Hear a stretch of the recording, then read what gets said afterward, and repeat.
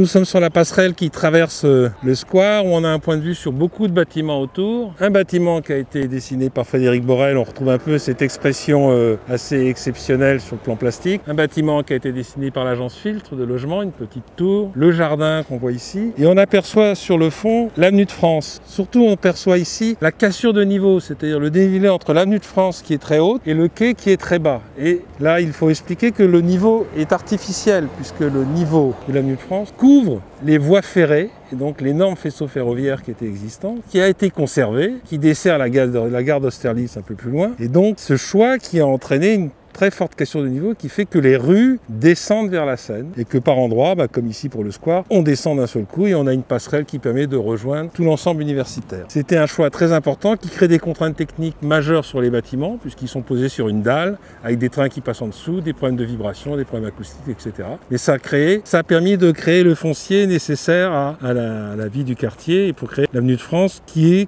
concentre des bureaux. Les urbanistes ont prévu un skyline, c'est-à-dire une manière d'agencer la hauteur des bâtiments qui est le plus haut sur l'avenue de France et qui descend progressivement vers la Seine. Donc une coupe urbaine qui a été travaillée et qui a été imposée aux architectes avec des plafonds selon les différents îlots.